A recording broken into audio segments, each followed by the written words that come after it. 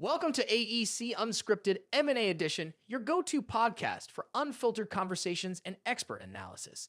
Brought to you by Stambaugh Ness.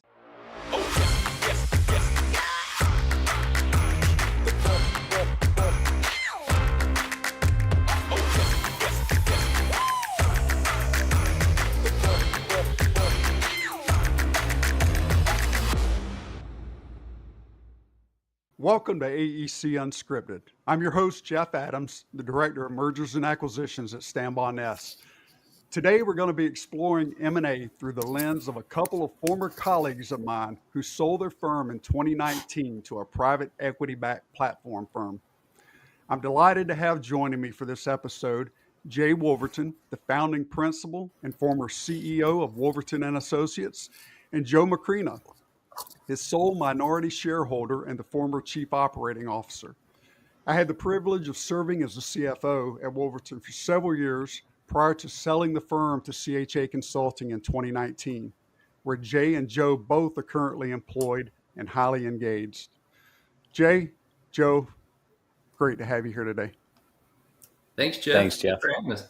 This has been a long time coming, man. I've been looking forward to this one for a long time, us having worked together and having that long-time personal relationship, and just really excited to have you here and people have a chance to hear your story. I just want to say to anybody who is a first-generation founder, people working at a first-generation owned firm, and people that have had the second and or third generation come on, I think you're going to really find this a worthwhile time here today, what these guys have to say and share from each of their perspectives, their process of transitioning the firm and going through a huge milestone in their firm. So very, very glad to have you here. Before we get into it too much, guys, why don't you each take an opportunity to tell a little bit about yourselves? And Jay, why don't we start with you? Sure. Be glad to, Jeff. So I am a licensed professional engineer.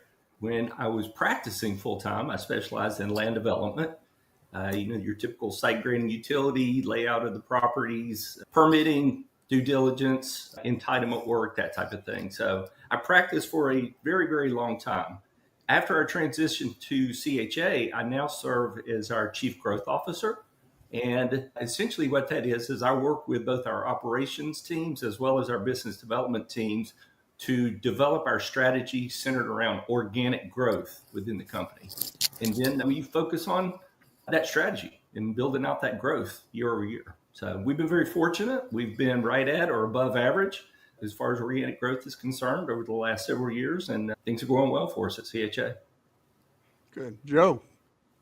Yeah, thanks, Jeff.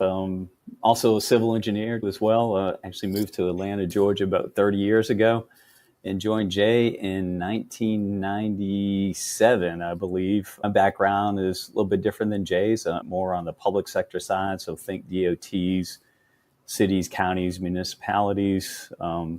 Had the pleasure to work with Jay for almost 25 years before we decided to transact and sell our company to CHA. Right now, I'm currently the EVP of operations. So wear a couple of different hats, really getting involved with our mergers and acquisitions, in particular on the due diligence side, as well as on the integration side. I lead our project management office, spend a lot of time working on our operations hand in hand with our sector presidents. And then also I have a lot of other sort of hats that I wear in terms of just anything that comes up that's operationally focused on that end. It's been a fun transition, obviously, over the last 5 years, been able to see a larger company of 2,000 employees, how that operates, and it's been a fun ride so far. Thanks, guys. Well, I look forward to digging into that more into your time at CHA and what you're doing now. But I think before we get there, I'd like to just talk about where it all began. And so, Jay, if you could take us back to, was it 1989? 1989, that's it, Jeff, sure is. So it's a Cinderella story, and I mean that in all sincerity. I was at the ripe old age of 27 years old, and I just passed my PE exam, and I had my license. And I'd always had a dream of having my own firm. And at 27, not knowing very much, not being very smart, I said, what the heck? And I'm just going to go out on my own. And I actually converted my two daughters' playroom in our house into a very, very small office. And that's where Wolverton started. I had one developer as a client, and he just happened to be doing Walmart-based projects. And we had about 2 or 3 on the drawing boards, and I do mean the drawing boards. This was the days when you prepare plans with ink and mylar. And we were working on those projects, and a few months in, he had some issues, and make a long story short, he had to close down his business. So just a mere 3 or 4 months into it, again, at the age of 27, I really didn't know what I was going to be doing. But Walmart picked up the phone and called me and asked me if they could pay me to finish those plans, permit them, get them going, get the project started. Again, it was just a godsend. We did complete those. It started a great relationship with Walmart. And fast forward to 2019, when we did transition the company, and our little company, Wolverton Associates, had worked on over 400 Walmart sites across the country. It was great. I spent a lot of time traveling and seeing the country. Because of that and that relationship and stuff, I'm registered in 32 states, and I still hold those registrations. So, they kept us busy, no doubt. You know, the beauty about that type of project was, especially with the way that Walmart did it, they hired the engineer and the architect side by side. And our little firm was responsible for doing everything on those projects except for the architecture. So if there were road improvements, if there were utility extensions, if there was traffic signal, environmental, anything and everything that was associated with it, it came through us, ran through us. And just over the years, as we started doing more DOT work or road widenings or things along those lines, we started bringing that expertise in-house. And that's really when we crossed paths with Joe, knew of Joe's reputation and the work that he was doing with the DOT. And he came in, and Joe did a phenomenal job of helping us diversify the business. So in our prime, we were right at 50% private, 50% public.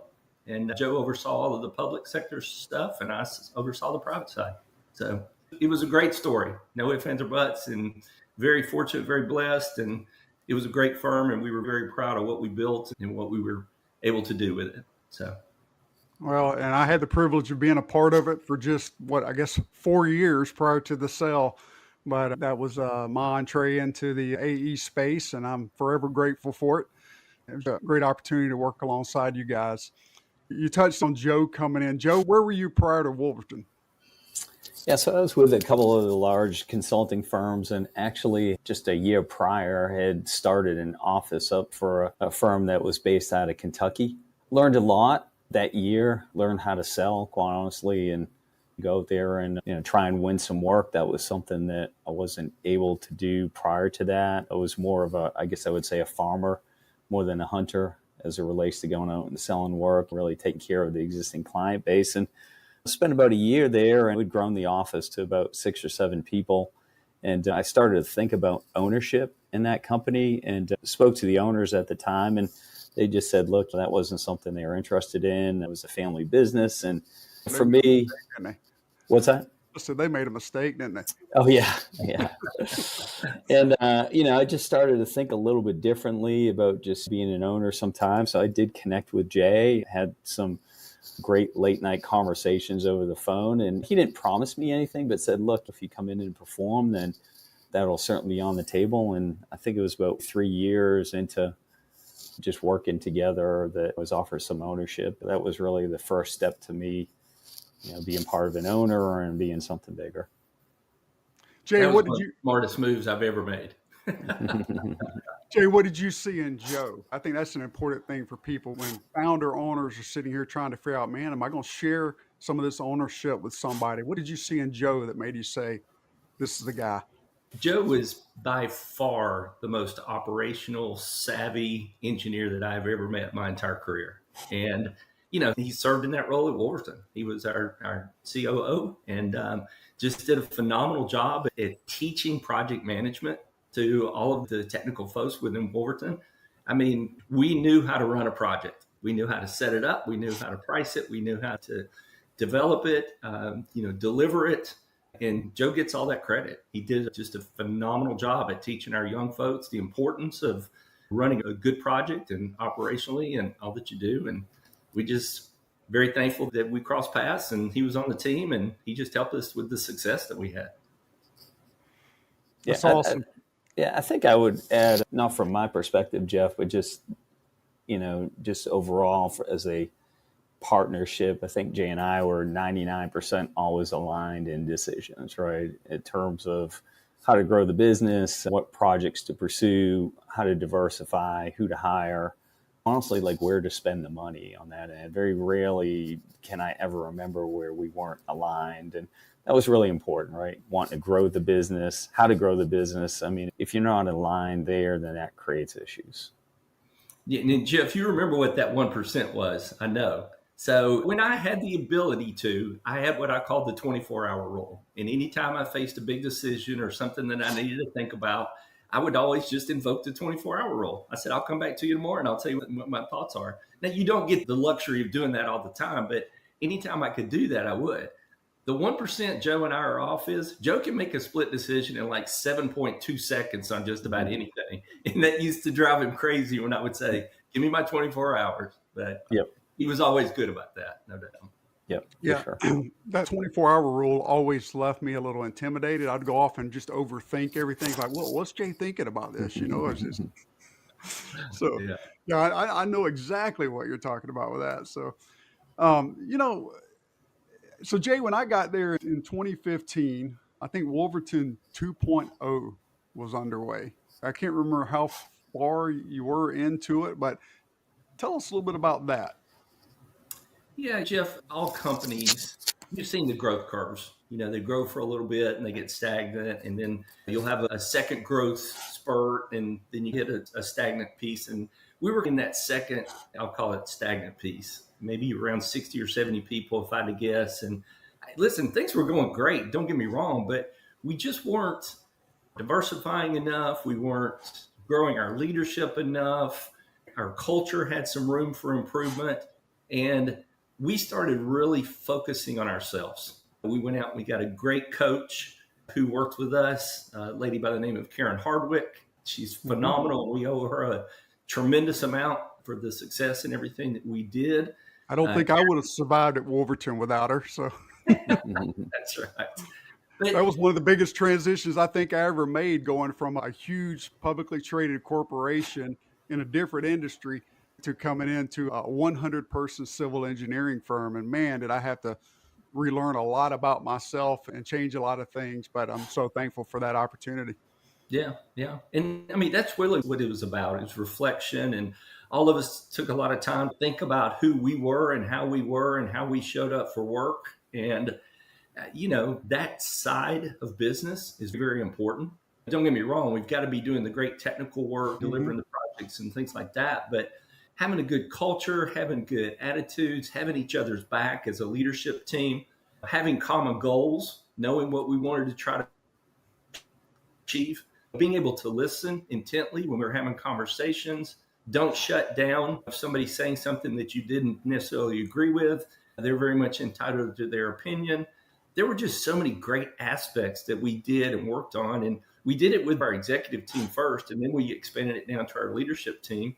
And when those people started embracing that, the people below them really fell in line and loved it and thought it was great. It was a very, very good time, no doubt about it, when we were implementing that back, like you say, probably 2013, 14, 15, something like that. Okay. Yeah. Joe, what were your thoughts being in there? There's always different perspectives between the founding owner and the minority partners that come in behind them.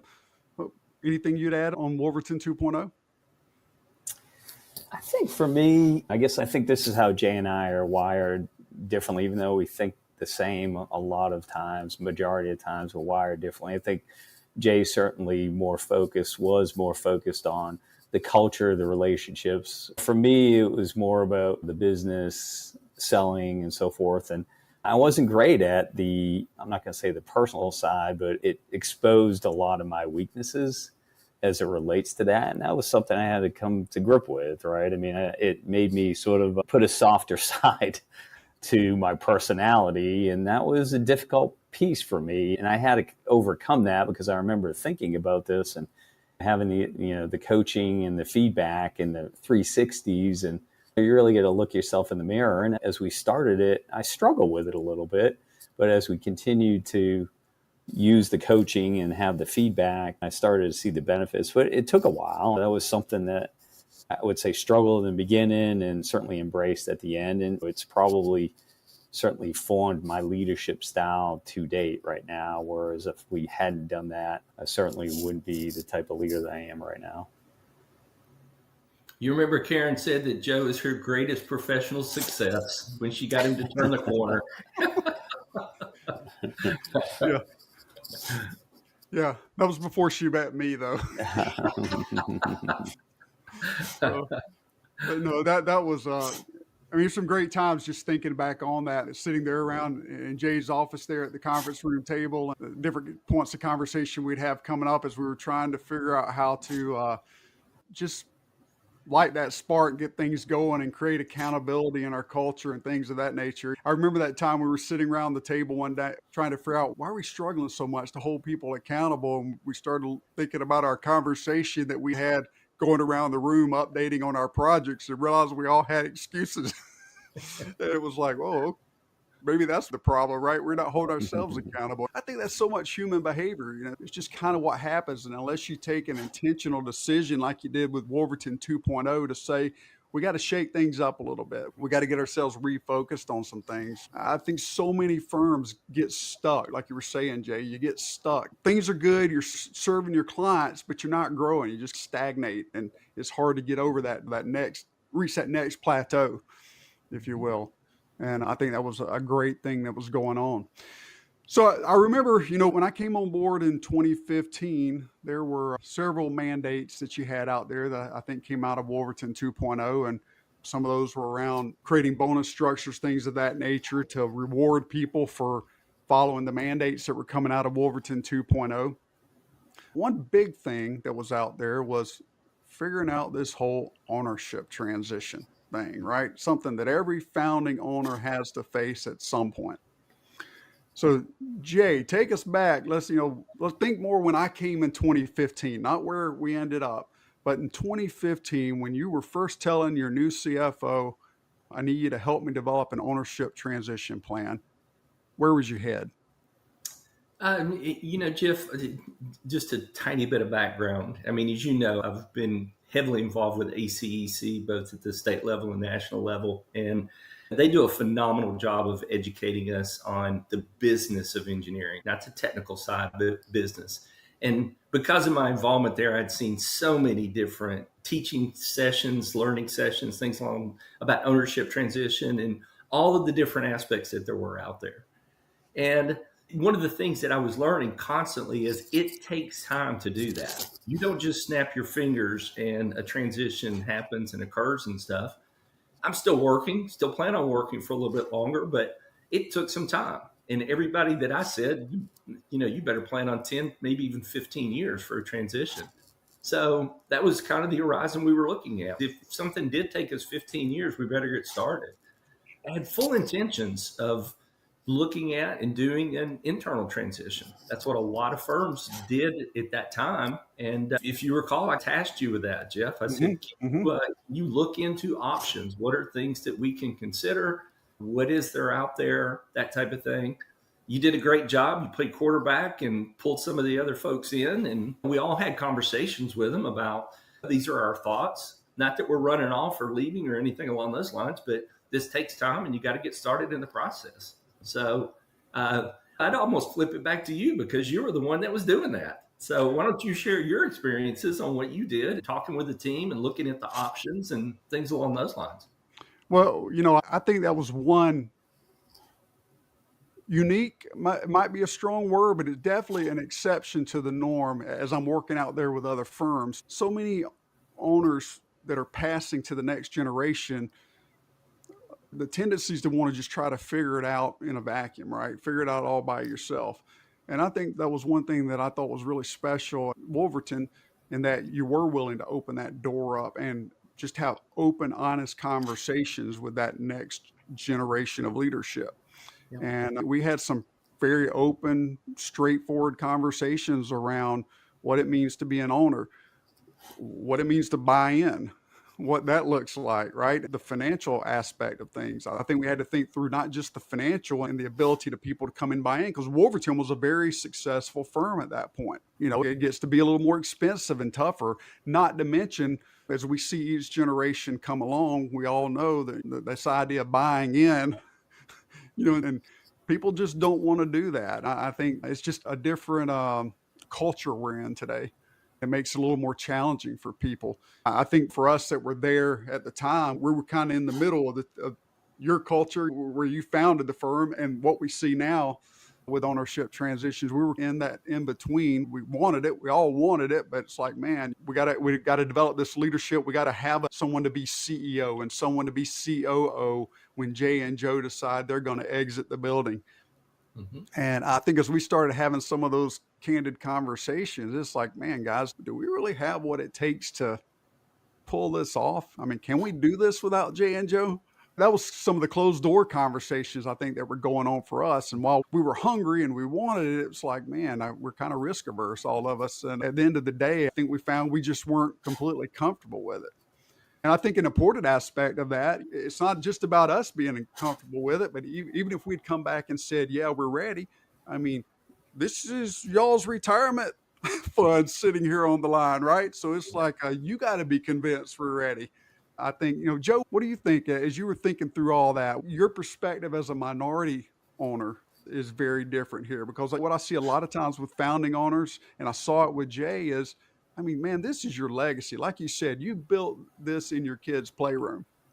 So this is family. I tell people all the time, first gen owners, you're selling your baby. When you go sell, you're selling your baby. I said it to you back then when we were there, right? You're selling your baby. And because it's deeper than just being a company. I mean, you've got these people who have been with you that help make this firm into what it is. You know, for people that haven't been there, it's hard to describe that. But if you've ever been part of a small family-owned type business, you know, that founding owner's got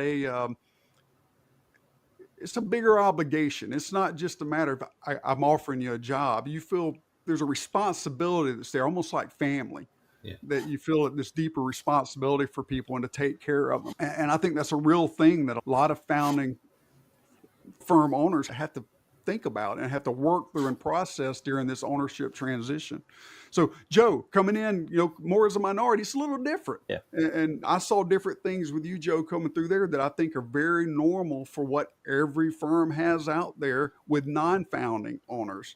So how about sharing your perspective a little bit?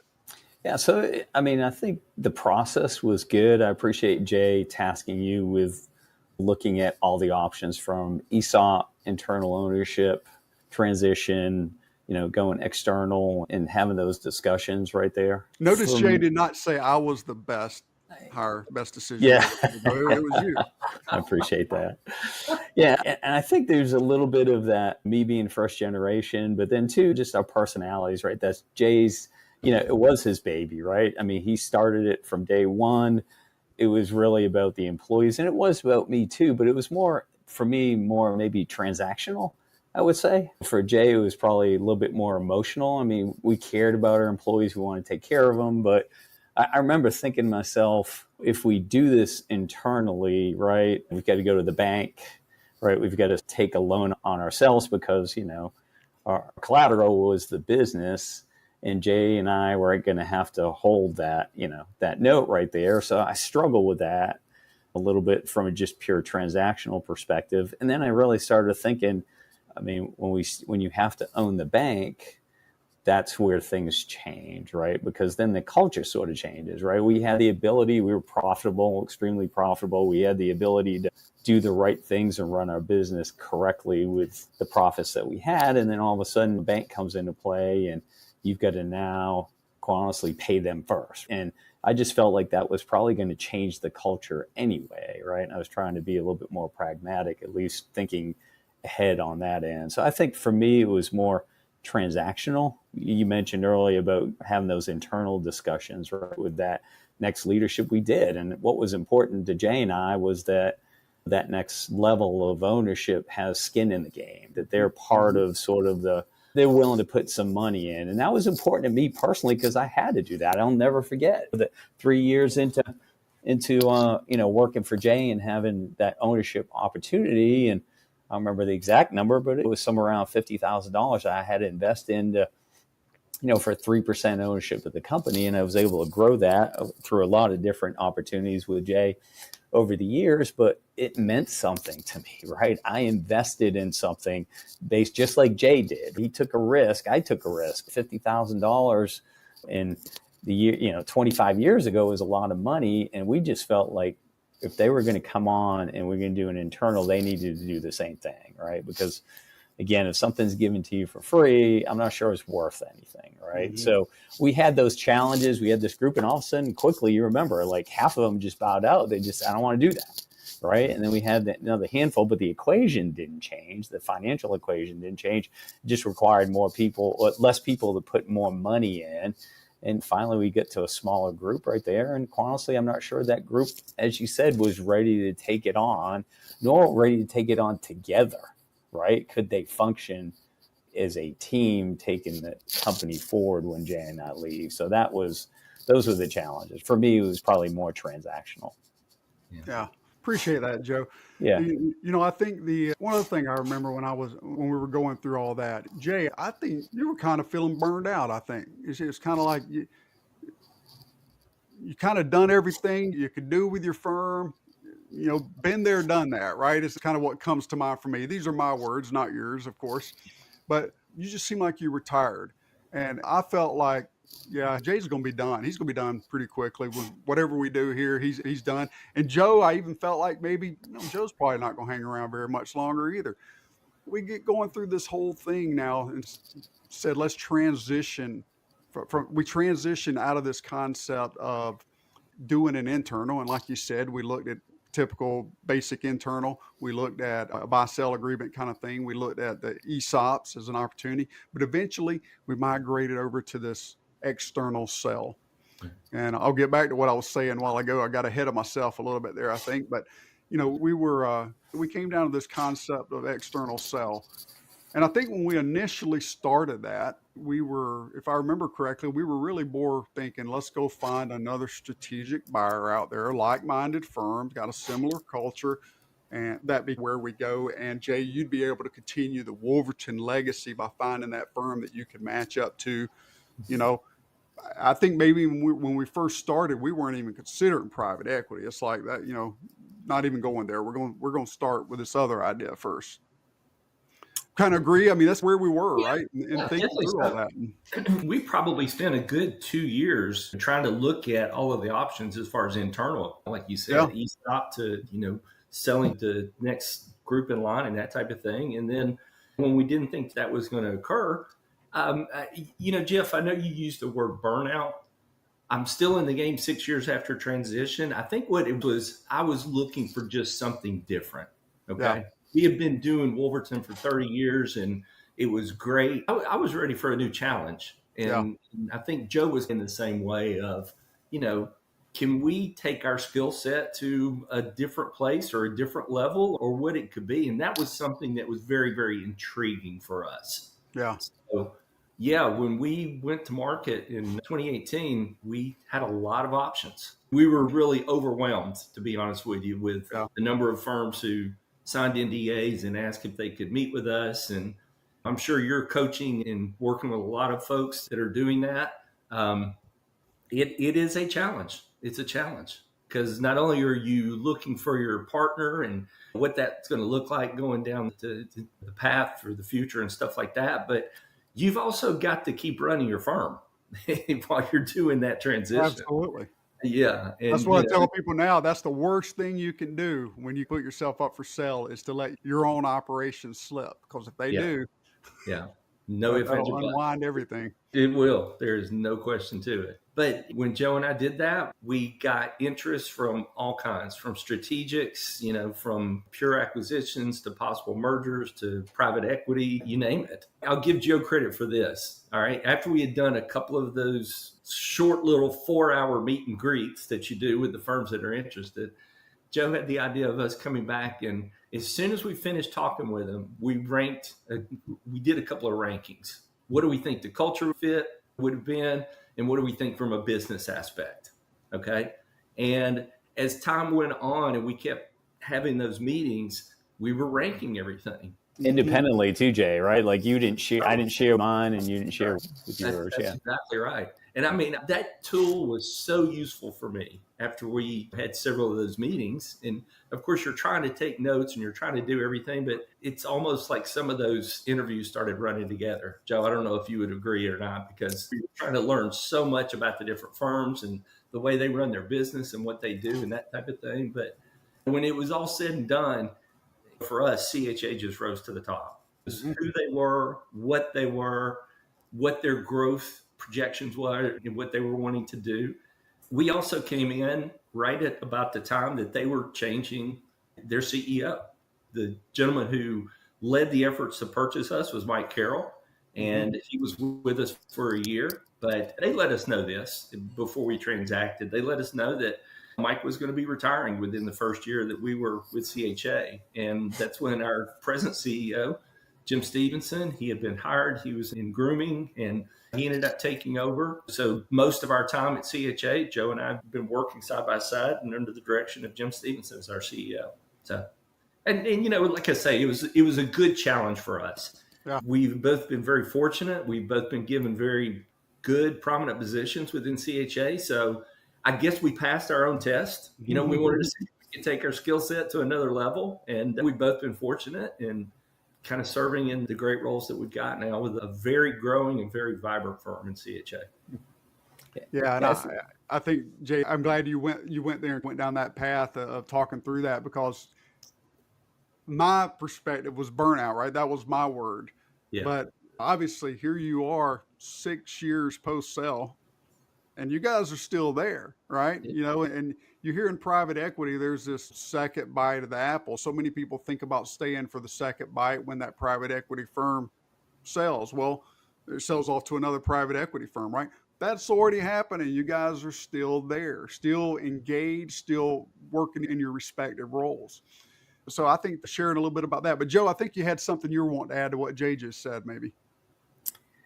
Yeah, I just think burnout, I would go with what Jay said, right? Just something more, something different. We had hit a glass ceiling, 100, 110 people, and we looked at buying smaller firms, 15, 20 folks. Honestly, couldn't find any that, we didn't want fixer-uppers, right? We wanted somebody to just 1 + 1 = 3. That was hard to find. We tried to grow geographically. That did okay, but it never really exploded at all. We just kept hitting this glass ceiling. We were positioned from the folks that we had on staff, like yourself, chief people officer, we could scale, right? For a bigger company, probably 250, but we just couldn't get there. And we did have a little bit of burnout on that. And for me, just having a different challenge, just maybe, like Jay said, just operating at a different level. And we did get fortunate in terms of the timing of the CEO change that Jay mentioned, because, we transacted in June of 2019. And honestly, Jay and I didn't really know what our position was going to be at that time. They just said, hey, look, continue to perform, do well, finish the year. We're going through this transition. And then Jim Stevenson came on and he really said, look, this is my new org structure, best available athlete. And CHA had approached Jay and I about a couple of positions they felt were good fits. We gave some feedback and then interviewed for it. And we're fortunate enough to get the positions that we have right now. But I think it's been fun. We did get a second bite of the apple. Obviously, I think that was important for Jay and I because we both did have some runway, right? We were both in the early to mid 50s at the time we transacted. And we felt like, we had some more bandwidth and more runway to continue to work and see how bigger firms operate, but then could also contribute to as well. I think that's what was important for both of us. Yeah, I think that was an amazing transition just to watch all that take place, because I was there the first 2 years. I remember sitting there with Don Bernardo, the CFO, the first time he came down to our Atlanta office, and he looked at me and said, Jeff, you got another job you're going to? And I'm like, no. He said, well, why do you put yourself as an add back, on the P&L? Like, I'd add back my salary, bonus, everything, took me out of the equation. And I was kind of like, well, I mean, I figured whoever acquired us was going to have a CFO. So And he's like, yeah, but we need people. So I ended up staying on as the senior vice president of finance, and probably would have still been there to this day had SN not come knocking on my door and given me the opportunity to take my dream job of getting to help other AE firm owners go through mergers and acquisitions and share what I experienced with you guys. And I think I learned a lot just being there with you guys on the inside, going through that process and seeing that perspective from a founding owner and from a minority owner, and helping you navigate through that. I think there's a lot of emotions, right? There's a lot of emotions tied up in doing something like that. It's not all just business. Yeah, I was going to say, Jeff, I think it's been interesting. You know, you talked about yourself. We talked about Jay and I and the positions we got. But, you know, what's interesting is none of us really had the story to be able to say, oh, we could scale from 100 people to 1,000 or 2,000, right? Like none of us could say that, right? Because that's where the firms we came with, but we did have certain skill sets that we felt could help us. And I see this today, and Jay can confirm that a lot of the acquired firms over the last 5 years, and CHA has acquired, I think, Jay, 10 or 11 firms over the last 5 or 6 years. The leadership from those acquired firms has grown with the company, right? Because they've got strong leadership capabilities and certain skills, and the opportunity was there. So it's not really about if you get the skill set, it's going to help, but that doesn't mean that you can't grow with the company too as well. So I think that's been fortunate for not only Jay and I, but to see the opportunities that it presents for these acquired firms as well. Yeah, and Jeff, I would add too, listen, like Joe mentioned, CHA's done several acquisitions since we've been with them. There have been a few, not a tremendous amount, but there's been a few that, you know, those owners of those firms made it clear. I'm looking for a 6 month, maybe a year, sometimes maybe a 2 year. But as soon as they do that transition period, this is their out. There are firms that we've purchased, like Joe and I too, where part of a growing firm and stuff like that. So it depends on the strategy of what you're looking for and who you're going to partner with in this transaction. Sometimes they will be more than accommodating to let you do your exit strategy sooner than later if you want to. But a lot of times we're just looking for great talent and great firms. So it's a real bonus for us when those people stay on board and continue to help with the vision of CHA and help us to grow. Yeah. No doubt. Yeah. And I think just building off of what Jay just said, I think probably one of the biggest recommendations that I could personally give, and Jay could probably jump into the, you know, if you are looking to sell your firm, right, is the leader sets the tone. And if you go into this transaction knowing you sold your company, you gave up control, right, and somebody else is calling the shots now. If you go in there knowing that and creating and setting that tone, not only for yourself, but with each other and with the people that you work with, it makes that transition. We see it. We've seen it every single time. We see that transition and that integration go so much more smoother versus I think a lot of owners, they're struggling with giving up that control, and they struggle with it, right? And they struggle to transition into a larger firm. So I would say the biggest recommendation I can personally give is the leader sets the tone, set a positive tone about the transition and the integration, and know that you can be part of a bigger piece, but then also you don't have that control too as well. Yeah, that brings up a great point too, Joe. Jay, how did you get comfortable giving up control?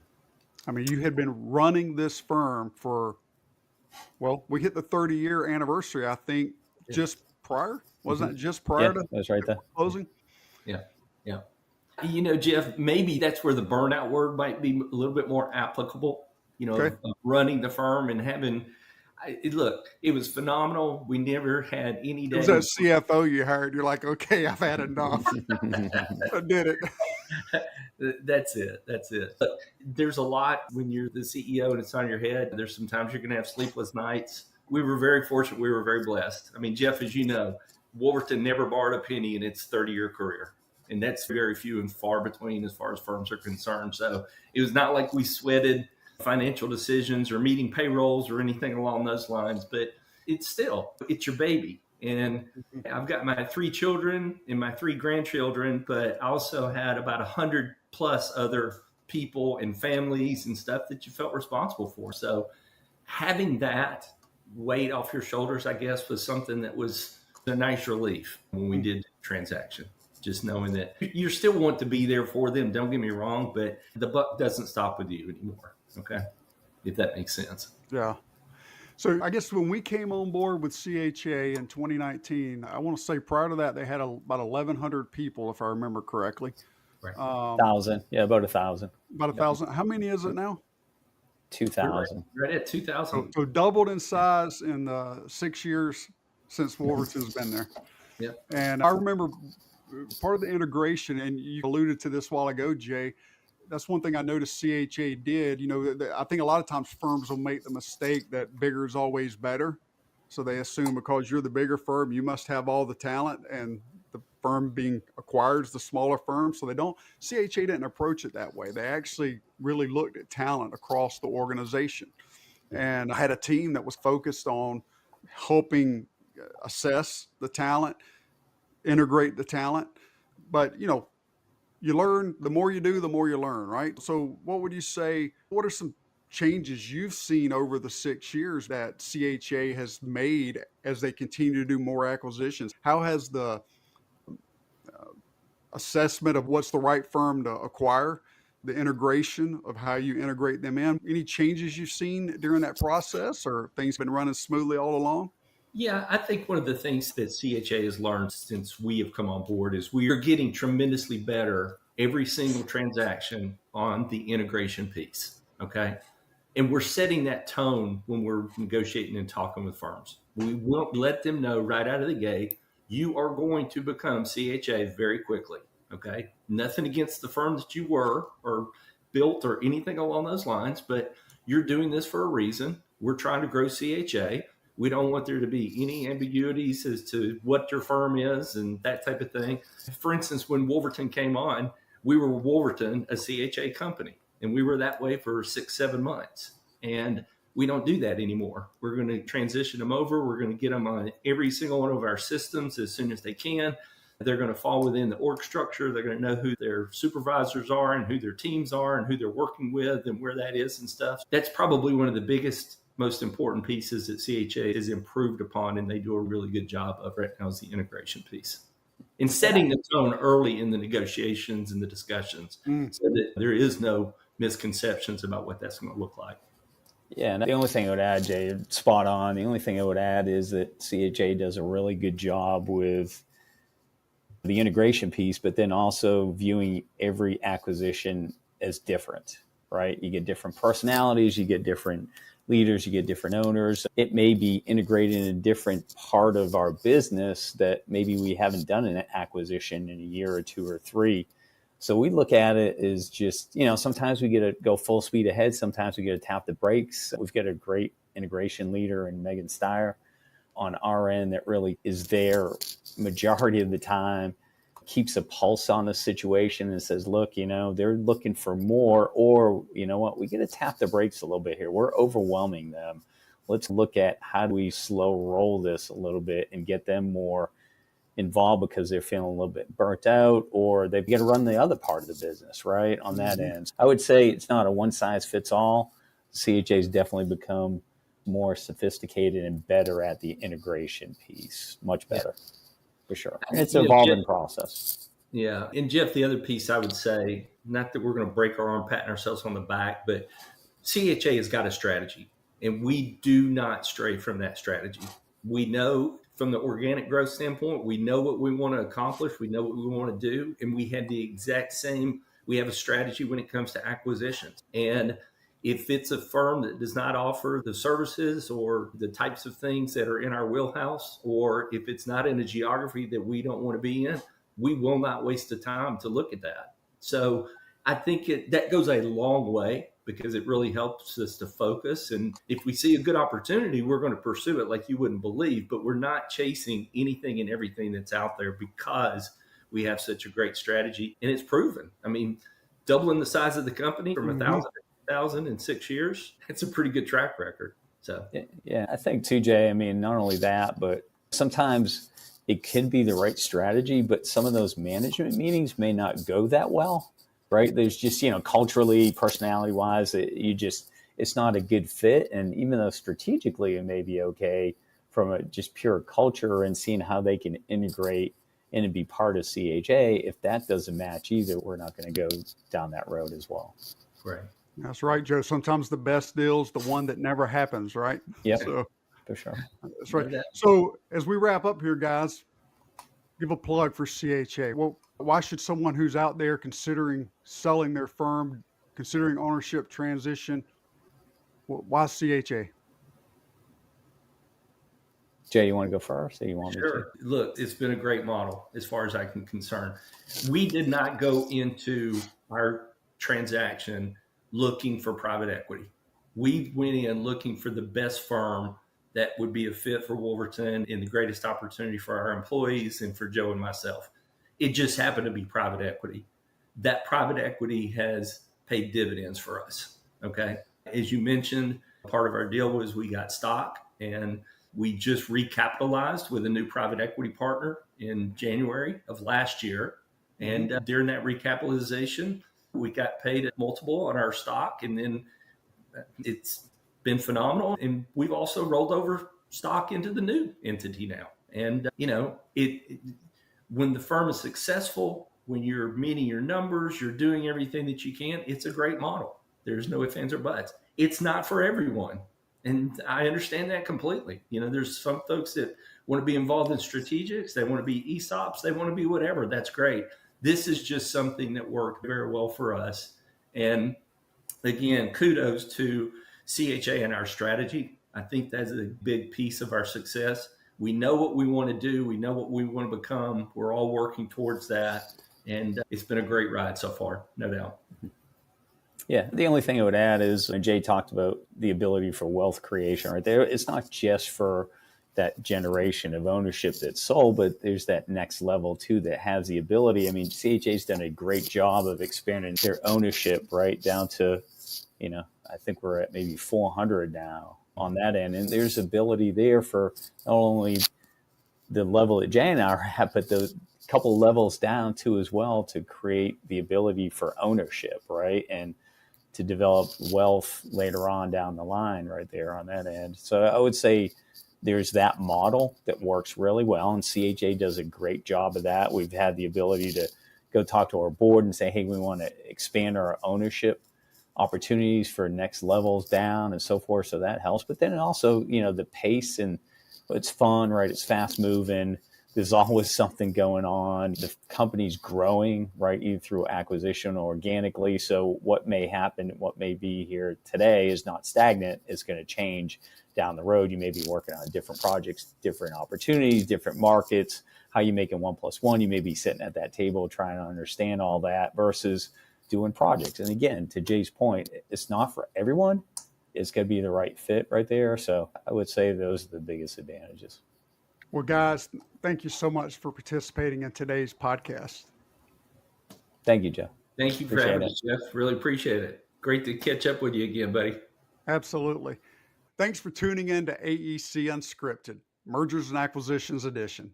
I'm Jeff Adams, and it's been a pleasure guiding you through M&A from the perspective of a couple of former colleagues that I worked with at Wolverton Associates who transitioned their privately held firm to a private equity platform firm.